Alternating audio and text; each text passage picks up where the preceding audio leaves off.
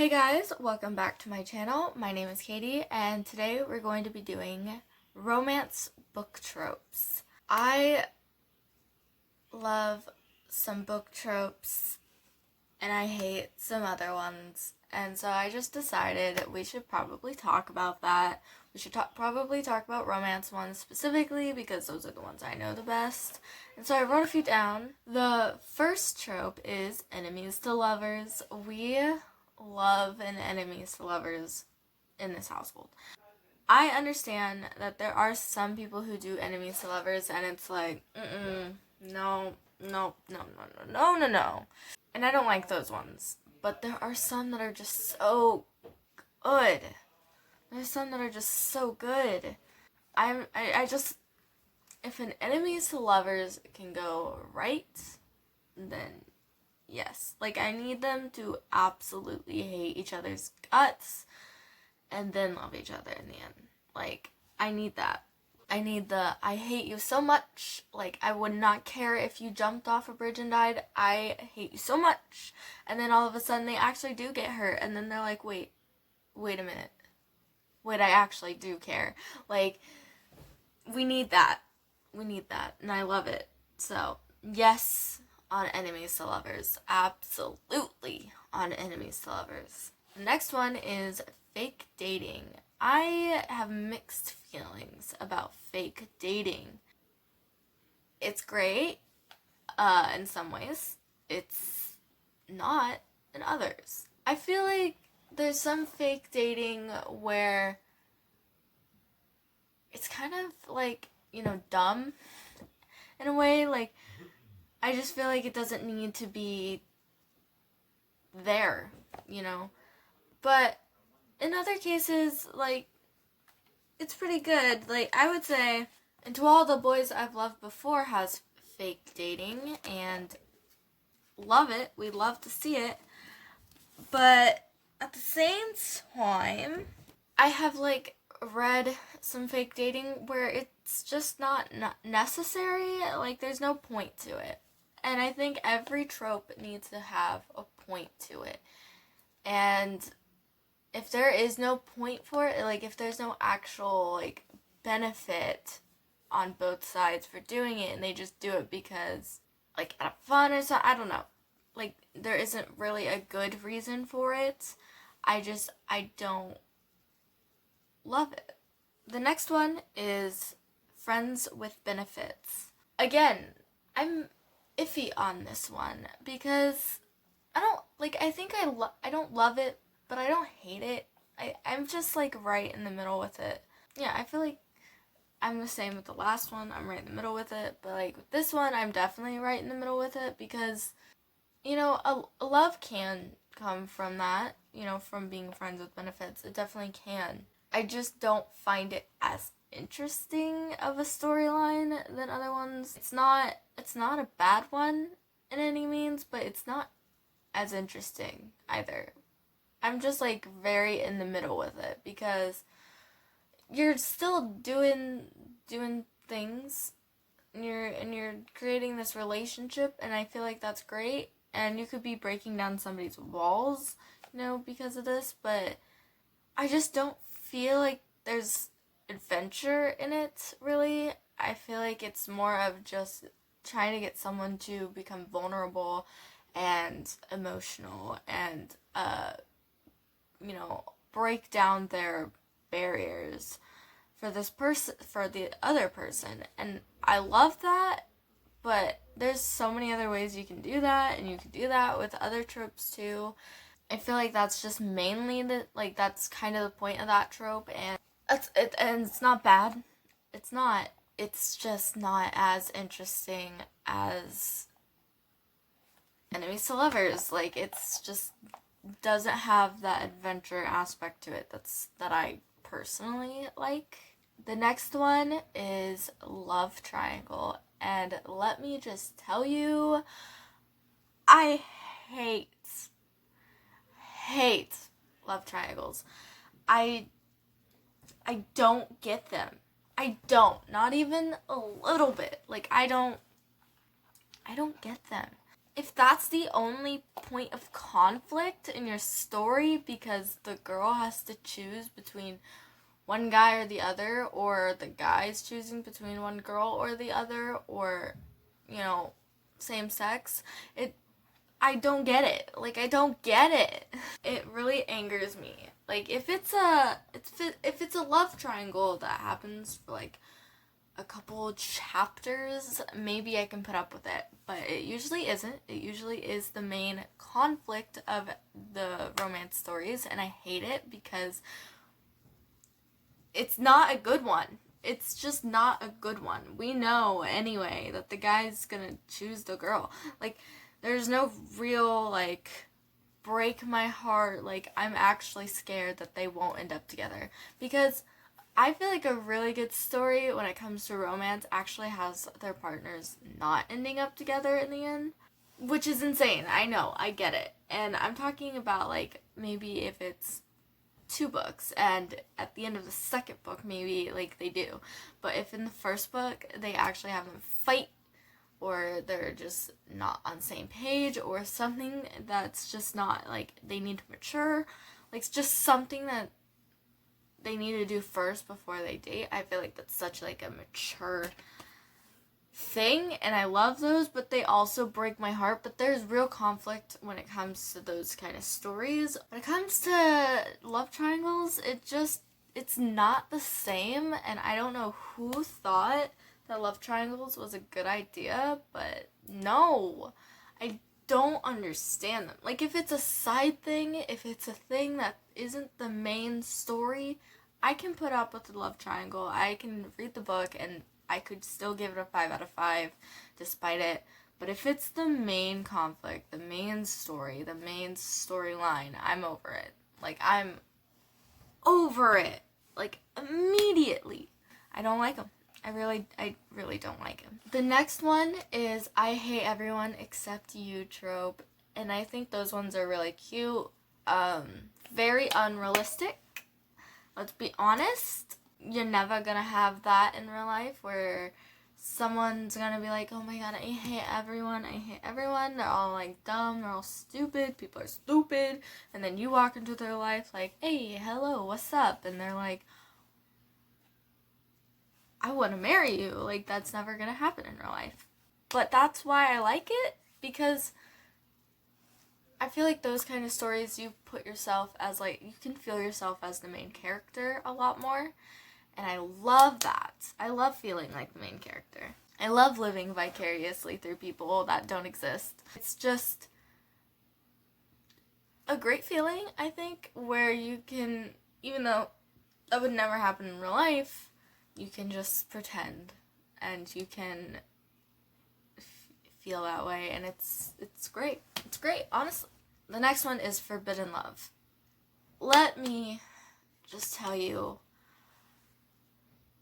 Forbidden Love breaks my heart every time. Like, it's good.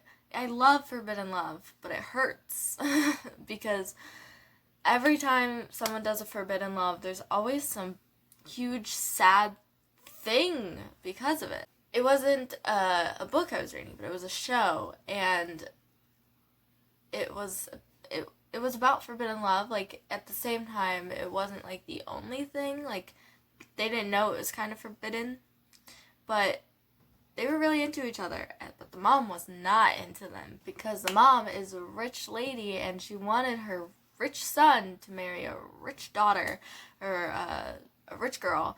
And I screw the mom. One, screw the mom.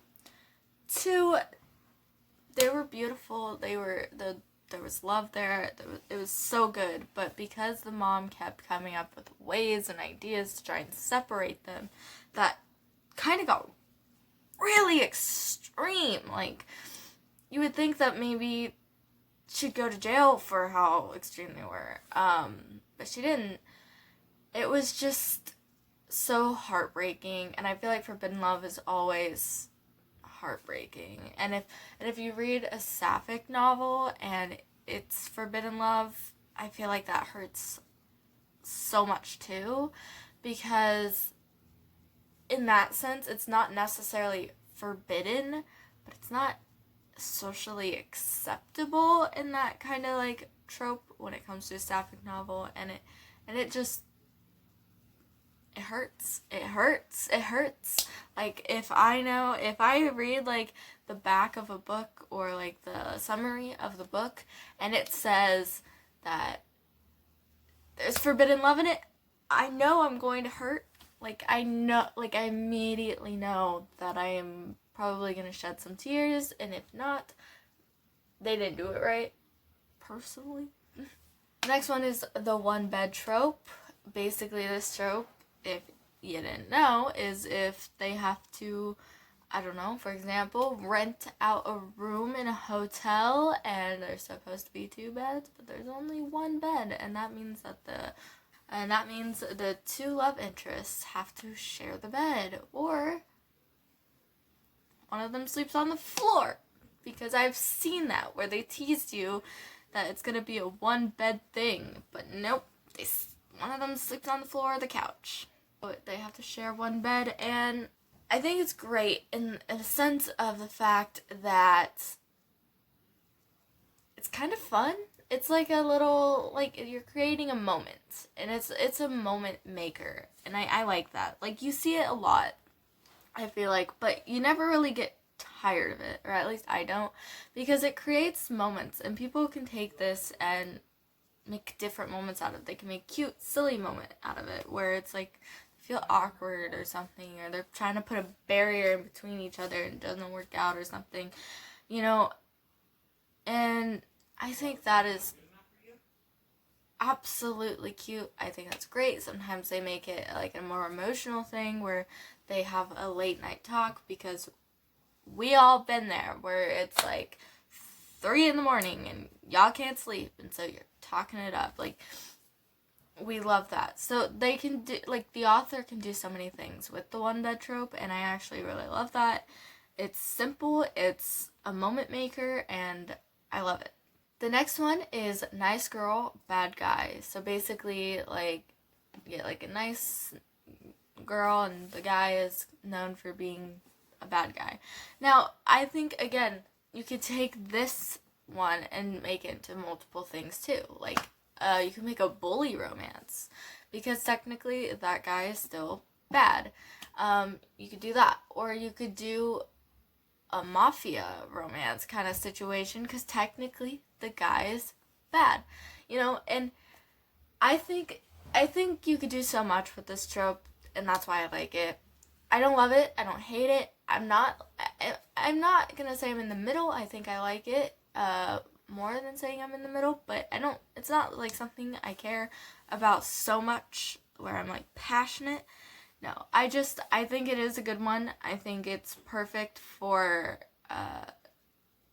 if you're wanting to put some like conflict in there. Like, he could actually have like a past, a story behind him that doesn't make him just made for this girl. Like, he's an actual like human. He's not, but like in the story he is. And you can make him more than just, you know, for the girl. And same with the girl. Like, you could make her more than just that too, because, you know, why would she be attracted to like someone who's a jerk?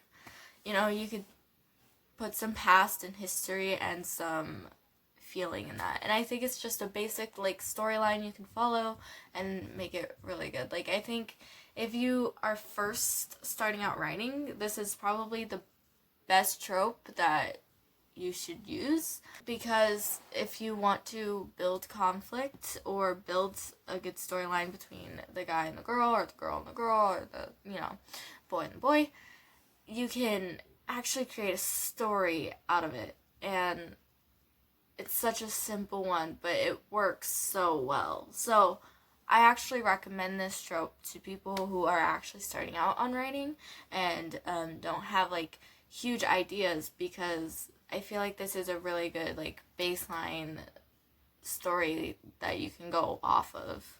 And the last one is brother's best friend. I have mixed feelings about this one too.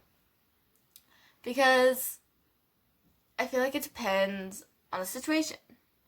If you have other tropes within that trope, I like it. You know, I don't like it if it's just something like she's had like a childhood crush on him. I mean, I don't hate it if it's like she has had a crush on this guy for a long time. I just like it when there's more to it than that. Personally, like that's a huge personal thing.